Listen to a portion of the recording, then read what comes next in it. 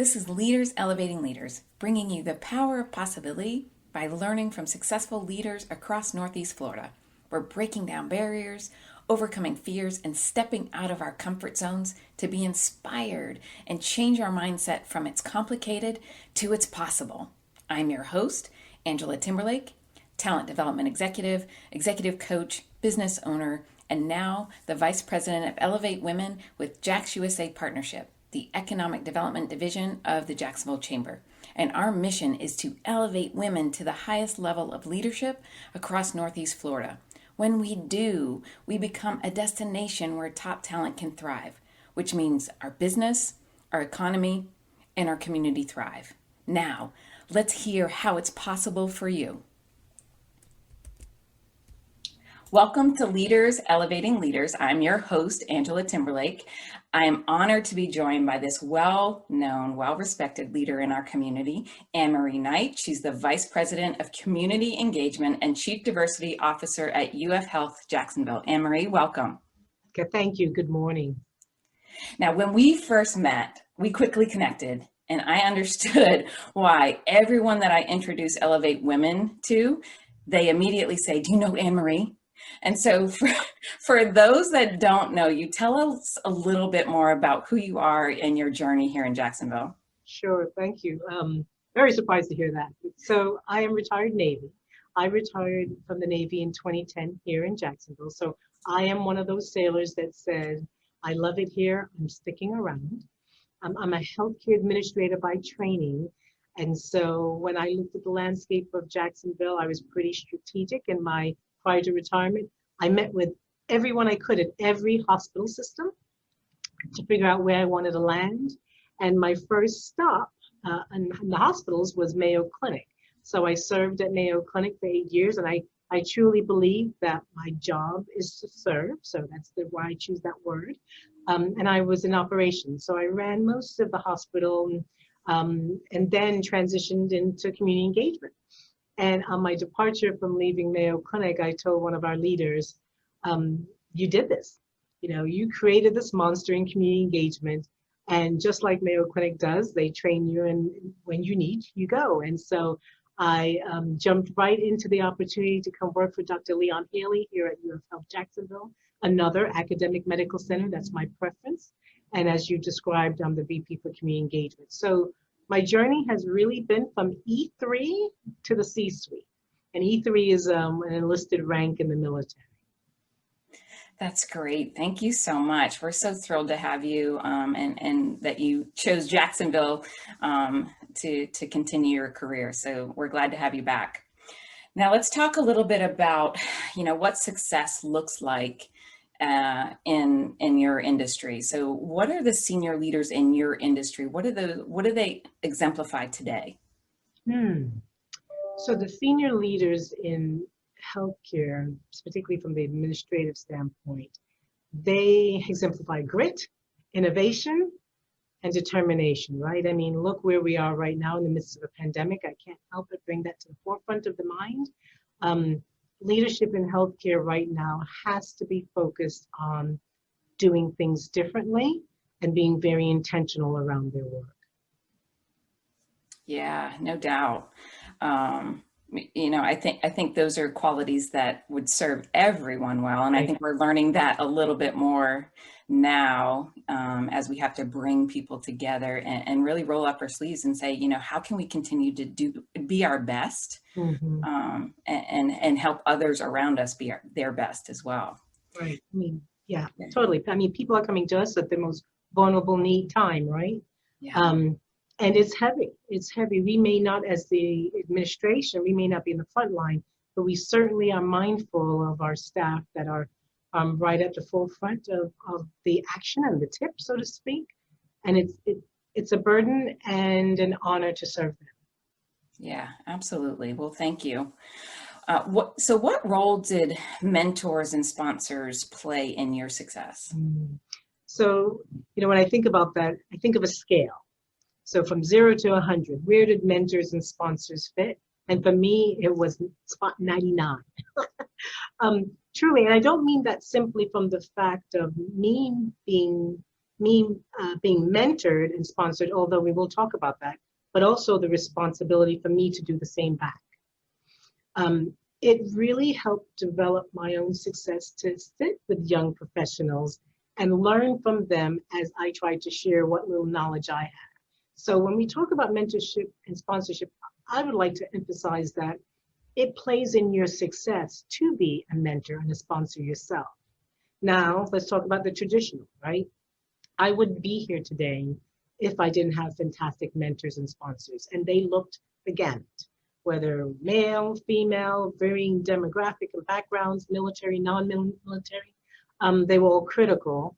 But I would say they wouldn't step in that space, just like any of us, if they didn't find value in crafting me, so to speak. So demonstrating my ability or my potential was important to that mentoring relationship each and every time. Yeah, absolutely. And you still have those mentors today? I do. Yeah, you maybe don't connect as often with some of them. Mentors, I would say, come in and out based on the season and where you are. For example, when I was considering leaving Mayo Clinic to come to UFL, I called up one of my mentors. I hadn't chatted with him in 2 years, but he could pick right back up. He knew me, I knew him. We knew, what my strengths and weaknesses were, and we jumped right in. So I would say that, a mentor should not simply be for a single period of time, but then come in and out, or you pursue them as needed as different milestones happen in your career. And it's okay. I had no qualms picking up the phone and calling him after not chatting in 2 years. None at all. Yeah, absolutely. I love having those relationships, and you have those phone a friend opportunities Absolutely. that come up, and it's great to be, as you mentioned, on both sides of those. It's great to have mentees call you up, and you fill that same role. So I love to hear both sides of that, and how it develops you better as a leader. It does. Yeah. It does. Mm-hmm. So let's talk about blind spots. Going from different lanes as you have. What are some of the blind spots that you experience that you can share with other people? When I think about, I'll say, and I'll call it my blind spots, is sometimes being too quick, just speed in itself, and sometimes underestimating value. And sometimes thinking what needs to come next. So all of haste is my enemy. Has been. I've learned to manage it, and I think the more we can take our time and make sure we've heard what the need is, understand our own potential, recognize it, and maybe work on gaps or highlight the things we have, the skills we have. It can only help elevate us. So being too quick for me is a huge blind spot, whether for me individually or as I've watched colleagues as well, on missed opportunities. Yeah. Now, going down that path, Sure. What advice would you give yourself today then, with what you know?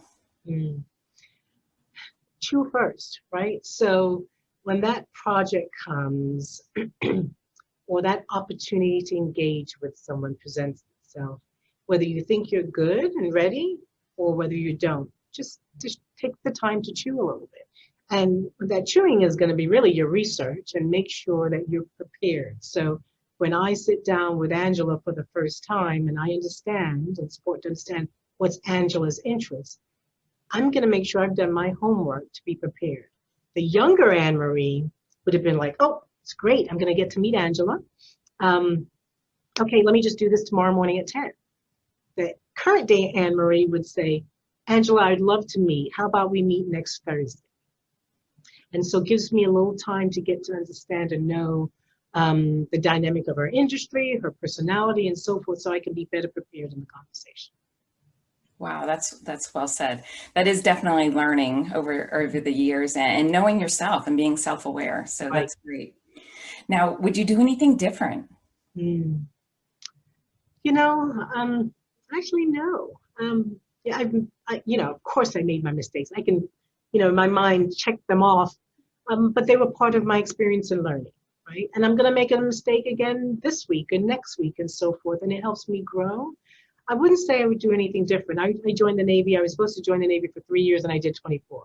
Was that a mistake? Absolutely not, right? Everything in its right time. So I can't think of any particular thing. I don't want to sound arrogant that everything bad worked out really well.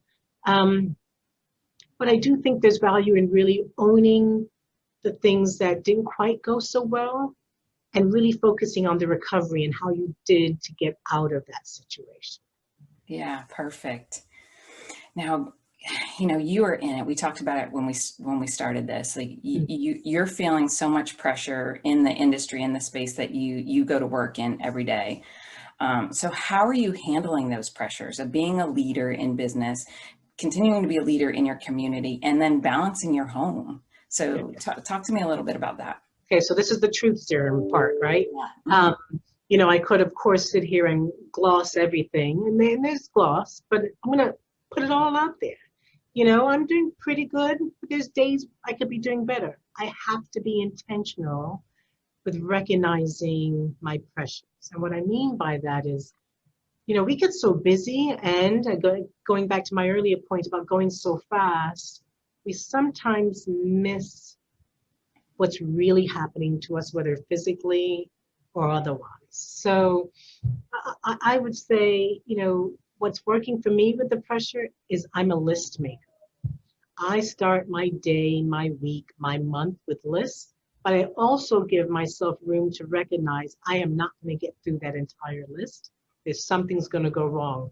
But at least the list gives me guardrails, and those guardrails, I'm hoping, insulate me a bit from the pressures of what's going on outside of my world, right? Whether it's my business world, my work environment, or home. So do you include personal and your work priorities in your lists? That's interesting. I honestly, there's different lists. Okay. I list everything. But it's interesting to say that. I've never thought about the fact that I don't put them in one list. I'm a partition person. So, if something's going on in my life, family or otherwise, it goes in a box. And if I'm not in that environment at the moment, I honestly can pretend that it doesn't exist. It's a good skill and bad skill, right? Because if I'm in the box of work and there's something going on at home or some process needs to be addressed, I tend to wait until I'm fully transitioned, and sometimes you shouldn't. Sometimes you need to catch a situation as it is occurring. But that's how I process. And Angela, one thing I did forget to mention, I always do, when I did that introduction, while I'm retired military and I'm a vice president and of course a married woman with two adult children, I am an entrepreneur. I have a business as well. So I have a 10-bed assisted living facility in Riverside. So I have all these lives right now that I do put in different boxes, and they come out depending on the situation and circumstance I'm in. That's the way I cope. Yeah, and I love that you say that, because we do have to recognize how we work best, right? And so if that works for you and you're able to compartmentalize it, it allows you to show up and be present in the box that you're in, right? Absolutely. Yeah, so but we also have to recognize when the box is spilling over. It's hard to see it sometimes, but we have to be intentional to try to recognize it, because that's when we're unstable, I would say. That's when we need to understand who in our environment can help us through why there's leakage, so to speak. Yeah, absolutely. Okay, so let's talk about maybe some fears. What is one fear that you've been able to overcome with all of your experience so that you're more effective today as a leader? The fear of being wrong, the fear of speaking up, possibly in a forum, a meeting, or even a conversation like this and not getting it right? Because we want to, I'll embrace it, I should say, I want to get it right every time. Who doesn't? I don't think I'm alone in that statement. So the one fear that I've really tried to work on over the years is get comfortable with being wrong sometimes. It is okay. It is totally okay to be wrong. It's your recovery that matters. So I no longer hold back on sharing my ideas. I no longer hold back on sharing my thoughts. I could be the outlier in 10 people. I'm going to say it. I think, to be fair, that happens a little bit because I'm retired military. And I'm like, I did this for 24 years. I shut up when I was told to shut up and so forth and so on. And now it's my day. But you don't have to have had that 24 years to do the same thing. You just have to be prepared. I have an example of someone in the community, and I hope she's going to be okay with my shout out. I was in a meeting once years ago, and Lori Boyer came in. She was a presenter to this group. Not a presenter, she came to query this group. I'd never met her before. And she sat down and she articulated her questions. She already knew their answers. She was well prepared. So I saw no fear in her eyes. And I really believe it's because she took the time to be ready. So while I say that I don't fear anymore saying something or speaking up in a group, it's because I try to be prepared. I try to be prepared. And I think that's a key to overcoming fear, is to practice and do research. I wasn't there initially, but now I just say what I want to say. And that definitely does come with experience, but I love how you said it's, know your surrounding, know your audience, be prepared. And, I think for women, we tend to over prepare a lot. Right. So I love to hear that, prepare for the right reasons and prepare so that it, build your confidence and eliminate some of those fears. So that's great. Yeah. Okay, so let's talk about, the conversations that are happening right now. Okay. What can companies do now to embrace leadership diversity? It's so needed. So talk to me a little bit about how you think we can embrace leadership diversity more. Sure. I think it has to start with taking out all assumptions. So I was reading an article recently where they were saying, it was about a hospital, and they were saying, well, we're good. We know we're good. Take that off the table. Even if you know you're good, take that off the table and don't assume everything is going well. You cannot know all, in our case, 8,000 employees and understand what's going in their environments. Number two, you got to look at your data. There are a lot of data points out there in all of our corporations and all of our environments and industries. Find what data points there are, look at the data, create a baseline, and establish and understand where you sit. That will help eliminate those assumptions, right? And then you got to engage with the staff at all levels, all levels. It's too easy in the C-suite to go to the first, second, and third tier manager. But go to that front desk staff, have meetings with that staff, bring groups together so you can understand exactly what's going on in the environment. That's how you embrace leadership. Diversity in your leadership. I mean, it has to start with that engagement. Now, I know we're probably talking a little bit about the makeup of the leadership team, absolutely. But that won't be perfect until you look at your data and understand the demographics of your environment, understand the skill sets, and then train for your replacements. So you have to make sure you look at your policies and procedures around leadership development and diversity, and be intentional with your actions. Don't simply, throw out a DEI policy and say, oh, we're here, we're good. We now have an AnnMarie, we now have a policy, we're good to go. We have to be very intentional with self-assessment. And it's not easy. It's going to be uncomfortable. I don't think there's an organization that doesn't have some opportunity. But if we're uncomfortable for a little while, my joke is that I'm going to make you uncomfortable, but my goal and my will is that you will become comfortable once again. And that's the way you get there. I love it. So well said. I love leaning on that sort of that viewpoint and the expertise that you bring to this conversation, because it is an uncomfortable place, and these conversations haven't been had, Right. especially here locally. So, you know, our goal here at Elevate Women is to have those conversations in a comfortable way, even though it is uncomfortable, right? Absolutely. Yep. Yeah, Well I said. love it. Great. Well, you know, on that same sort of path, you Okay. know, let's talk about a little bit about maybe the misconception that women in healthcare and in the education sector have an easier path to Yeah. leadership.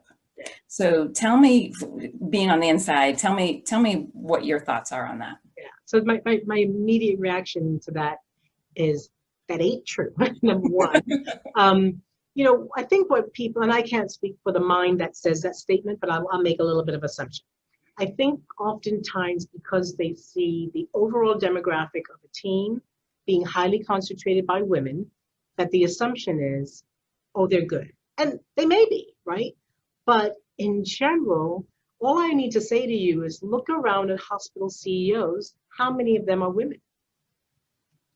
Now, yes, for hospitals in general, you're going to find the chief nursing officer is going to be a woman, right? Because the profession from early days has been a woman's profession. But thank goodness we got guys coming in there, right?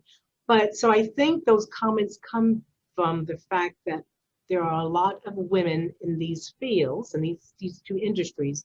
So the assumption is things are going good. Some places they are, some places they aren't. Think about doctors. How many female doctors do we have? We work hard at recruiting females into medicine. So things aren't as good. So we are working on the recruitment from whether it's Darnell Cookman Middle and High School, right? Up through residency, up through holding on to staff and trying to really empower women so they see themselves in leadership. So we have very specific work we do as an institution around women in medicine. So the assumption that because there's a lot of women in these two fields, that everything is going good, it's not necessarily so. We have to be intentional about opening leadership pipelines for women in these industries. Yeah, great. Thank you for sharing that. So let's take it easier now. I know Okay. we put you on the hot seat for a little bit. So now let's talk a little bit more about the fun side of AnnMaries. So tell me in one or two words, the first sort of thing that comes to mind when we get into these personal questions. Okay. What job did you enjoy most? Other than your own, the current one. What job would I enjoy most? Did you, like throughout your entire... Oh, sure. So one of my favorite jobs was on a ship where I had 12 males working for me. It was fantastic. I was an electrician. Loved it. Fun. So, yeah. What job did you like least? Again, as an electrician, I had to do this process called rewinding motors. So you had to put these little wires and things. You didn't get much engagement with people. You clearly see that I'm a people person. So that was my least favorite opportunity. Okay. What profession other than your current one would you have loved to do? A lawyer. Always wanted to be a lawyer. Always wanted to have that power of knowledge of the law. Yeah. Okay. What profession is not AnnMarie? What would you not like to do? Sales. I don't care what it is. I don't care if it's at a department store or an executive of a sales company. Not interested. Okay. What's your favorite word or phrase? All in. Oh, nice. Love it. Okay. What makes you cringe when you hear the word? Those people. Yes, absolutely. What's your favorite thing to do to escape? Estate sales and getting dirt under my nails in the garden. Oh, nice. Okay. What is your least favorite thing to get roped into doing? Just hate to say yes to it.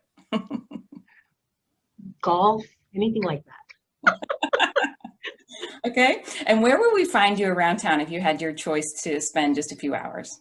On someone's boat riding up the St. John's through downtown. So if you know anybody, tell them I'm waiting. Okay, I'll keep my eyes out for you. Anne-Marie, thank you so much for sharing your story with us. You know, one final piece of advice that you'd like to share with the next Anne-Marie following in your footsteps. How can they succeed? Take your time. It's okay to make mistakes. Find someone that you can talk to as a mentor, a sponsor, and a friend, and you will be okay.